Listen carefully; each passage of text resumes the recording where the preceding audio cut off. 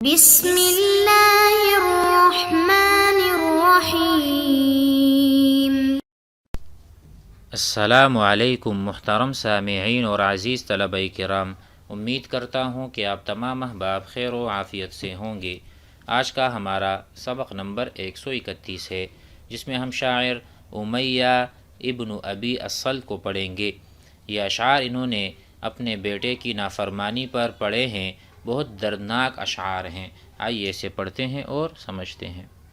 وقال امیہ بن ابی الصلت غزوتك مولودا وعلتك يافعا تعل بما أدني إليك وتنهل إذا ليلة نابتك بالشكو لم أبت بشكواك إلا ساهرا أتململ كأني أنا المتروق دونك بالذي ترقت به دوني وعيني تهمل تخاف الردى نفسي عليك وإنها لتعلم أن الموت حتم مؤجل فلما بلغت السن والغاية التي إليها مدى ما كنت فيك أؤمل جعلت جزائي منك جبها وغلظة كأنك أنت المنعم المتفضل فليتك إذ لم ترع حق أبوتي فعلت كما الجار المجابر يفعل وسميتني باسم المفند رأيه وفي رأيك التنفيذ لو كنت تعقل تراه معدا للخلاف كأنه برد على أهل الصواب موكل۔ بہت دردناک اشعار کہے ہیں۔ غزوتک، میں نے آپ کو غذا دی، میں نے آپ کو پالا یا میں نے آپ کو کھلایا، مولودن، جبکہ آپ چھوٹے بچے تھے، نو مولود تھے، وعلتک یافعا، اور میں نے آپ کی کفالت کی اور آپ کی پرورش کی، یافعا، جب آپ جوان تھے، شابا طریا، تر و تازہ جوان تھے۔ غزوتک مولودا وعلتک یافعا تعل بما ادنی الیک وتنہل، میں نے تجھ کو کھلایا اس حال میں کہ تو نومولود تھا، اور تیری کفالت کی اس حال میں کہ تو نوجوان تھا۔ تعل بما ادنی الیک، جو کچھ میں تیرے قریب لاتا تھا اس سے تو دوسری بار پلایا جاتا تھا اور پہلی بار پلایا جاتا تھا۔ اس سے یہ مراد ہے کہ میں نے آپ کی ایسی کفالت کی کہ میں جب بھی آپ کے قریب آتا، آپ ایک چیز ایک مرتبہ نہیں، دو دو مرتبہ آپ کو پلائی جاتی اور آپ اسے پیتے تھے، گویا کہ خود نہیں کھاتے تھے، آپ کو کھلاتے تھے۔ اذا لیلۃ نابتک بالشکو لم ابت، جب کوئی رات بیماری کے ساتھ تجھ پر آتی، یعنی جب آپ کے اوپر اصابت کا، اصاب یصیب، جب آپ پر کوئی بیماری آ پڑتی، بالشکوی بالمرضی، کوئی شکایت ہوتی آپ کو، کوئی مرض آپ کو لاحق ہوتا، بیماری آتی آپ کے سر پر، لم ابت، میں رات نہیں گزار سکتا تھا، الا ساہرا، مگر تیری بیماری کی وجہ سے میں بیدار ہو کر بے چینی میں رات گزارتا تھا۔ بشکواک ای بسبب مرضک الا ساہرا اتململ، تململ یتململ یعنی تڑپنا۔ ایک انسان جب بے چین ہوتا ہے تو وہ کروٹیں بدلتا رہتا ہے اور اس کی کیفیت بہت عجیب ہوتی ہے۔ اتململ، بے چین ہوتا تھا آپ کے مرض کی وجہ سے، اور آپ کے لیے میں رات بھر جاگتا رہتا تھا، بیدار رہتا تھا۔ کأنی انا المتروق دونک بالذی، گویا تو نہیں، میں مصیبت زدہ تھا، کأنی انا المتروق، مجھے مصیبت پہنچی ہو، دونک، آپ کے علاوہ، بالذی ترقت به دونی، اس شکایت سے جو دراصل تجھے لاحق ہوئی تھی، نہ کہ مجھے، اور میری آنکھ اشکبار رہتی، وعینی تہمل، حمل یحمل، آنسو جاری ہونا، حملت العین، آنکھ سے آنسو جاری ہوئے۔ اور اسی طرح طرقت، اس کا ترجمہ ہے طرق یطرق، کوٹنا، مارنا، گویا کہ میں مارا جا رہا ہوں، آپ نہیں مارے جا رہے۔ تخاف الردى نفسی علیک وانہا، میری کیا حالت تھی، میری جان کو تیری ہلاکت کا اندیشہ رہتا۔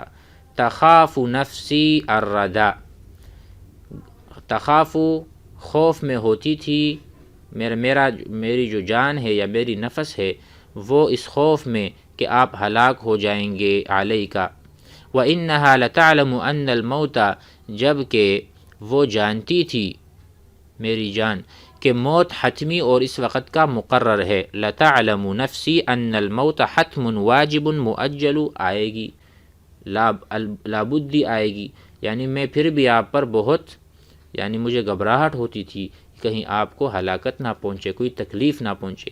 فَلَمَّا بَلَغْتَ السِّنَّ، جب تو بالغ ہوا، فلما جب بلغت السن آپ کی عمر بلوغت کی ہو گئی، بڑے ہو گئے، والغایۃ التی الیہا مداما کنتا، کہتے ہیں کہ آپ جب اپنے بلوغت کو پہنچے اور اس حد تک پہنچ گئے جہاں تک پہنچنے کی میں تیرے بارے میں امید کرتا تھا، اؤملو ارجو، جب میری امید اور رجا، اتوقع اؤملو، جو میری امید تھی آپ وہاں تک جب پہنچے اور آپ جوان ہو گئے، پھر کیا ہوا؟ جعلت جزائی منک جبہن وغلظۃ، تو اب تو مجھ کو میری جزا ترش روئی سے دیتا ہے اور سختی کے ساتھ دے رہا ہے، گویا کہ تو ہی مجھ پر فضل و احسان کرتا رہا، یعنی آپ نے مجھے جزا دی ہے اور جو بدلہ دیا احسان کا، جعلتا آپ نے ڈال دیا یا بنا دیا میری جزا کو، جبہن وغلظۃ، ترش روئی اور سخت روئی، کأنکا، گویا کہ آپ، انت المنعم المتفضل، کہ آپ ہی مجھ پر احسان کرتے رہے بچپن میں۔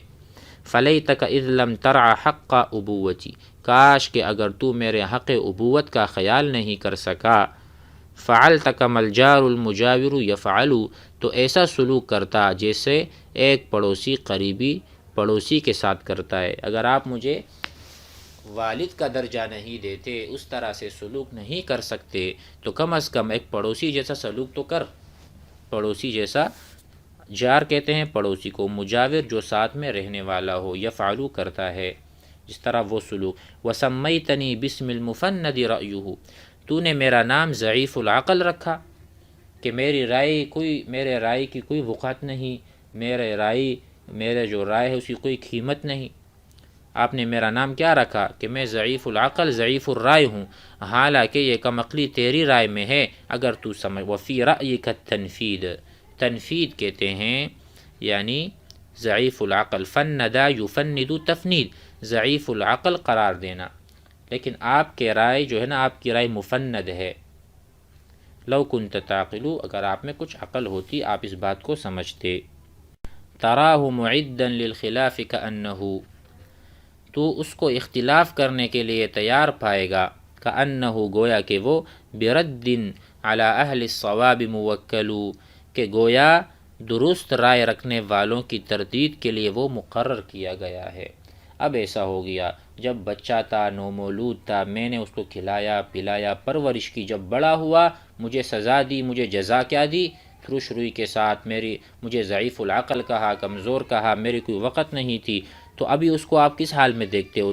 تراہ معدن، وہ بالکل تیار ہے، للخلافی، اختلاف میں بات کرنے کے لیے، کأنہ، گویا کہ وہی موکل اور مقرر ہے کہ وہ لوگوں کے درمیان فیصلے کرے اور اپنے سب سے جو اس کی رائے ہے، سب سے اچھی رائے ہے اور درست رائے ہے، باقی سب صحیح نہیں کہتے، ان کی رائے سب غلط ہے، اس کی رائے بہترین ہے۔ یہ ہے، مزید آگے بڑھتے ہیں۔ وقالت امرأة من بنی حزان فی ابن لها عقها، ایک عورت کہتی ہے من بنی حزان، حزان قبیلے سے، فی ابن لها، اپنے بیٹے کے بارے میں، عقها، جس نے اس کی نافرمانی کی، جس نے عقوق کیا، عقوق الوالدین، عقها ای عق الامرأة، عق الامرأة، جس نے اپنی ماں کی نافرمانی کی ہے، اس میں یہ اشعار کہہ رہی ہیں، کہتی ہیں، ربیتہ وہو مثل الفرخ اعظمہ ام الطعام ترا فی جلدہ زغبا، میں نے اس کی پرورش کی، ربیتہ یعنی تربیت کرنا، پرورش کرنا، مثل الفرخ، فرخ کہتے ہیں چوزے کو، پرندے کے بچے کو، میں نے اس کی پرورش کی جبکہ یہ چوزے کی مانند تھا، جس کی کھال میں بالوں کا رواں ہوتا تھا اور اس کا سب سے بڑا حصہ معدہ تھا، یعنی صرف کھاتا پیتا تھا۔ کہتے ہیں اعظمہ، سب سے بڑی چیز بچے میں، پرندے میں کیا تھی؟ ام الطعام، ام الطعام کھانے کی ماں، یعنی معدہ، کنایۃ عن المعدہ، ترا فی جلدہ زغبا، اس حال میں تھا وہ چوزا کہ جس طرح چوزے کے اوپر بال نہیں ہوتے، رواں ہوتا ہے، اس طرح یہ بھی بچہ تھا۔ زغب، زغب کہتے ہیں بالوں یا پروں کے روئیں، چھوٹے ہلکے بال، اس کے ایسے بالکل ہلکے ہلکے بال تھے چوزے کی طرح، اس کو میں نے پالا اور اس کی میں نے تربیت کی چوزے کی طرح۔ حتیٰ اذا آذ کالفحال شذبہ، حتیٰ کہ جب نر کھجور کی مانند قوی اور طویل ہو گیا۔ حتیٰ اذا آذ صار، اصبح ہو گیا، تیار ہو گیا، کالفحال ذکر النحل کی طرح، شذبہ ابارہ، تو پھر کیا ہوا؟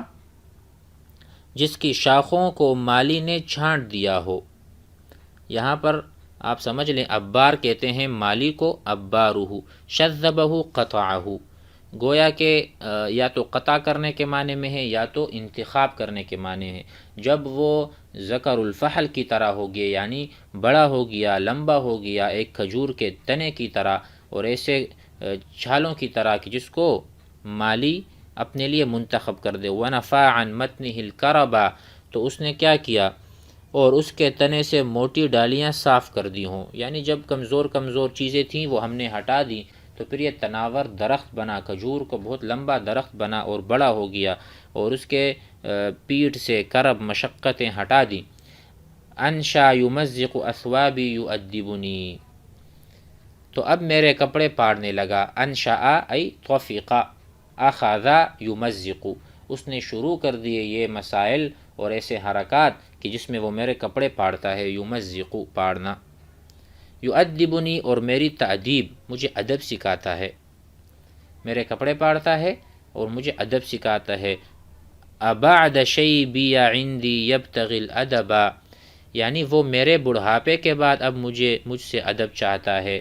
یبتغی الادب، کہ میں ابھی ادب کروں یا میں متأدبہ بنوں، میرے تو بال سفید ہو گئے، اب مجھے یہ ادب سکھائے گا جس نے مجھ سے سیکھا ہے کچھ، بالوں کی سفیدی، شیبیہ۔ انی لأبصر فی ترجیل لمتہ وخط لحیتہ فی خدہ عجبا، میں اس کے بال دھو کر کنگھی کرنے اور اس کے رخسار پر داڑھی کے خط میں ایک عجیب چیز دیکھتی ہوں کہ کبھی وہ بچہ ناتواں اور ابھی ایسا جوان۔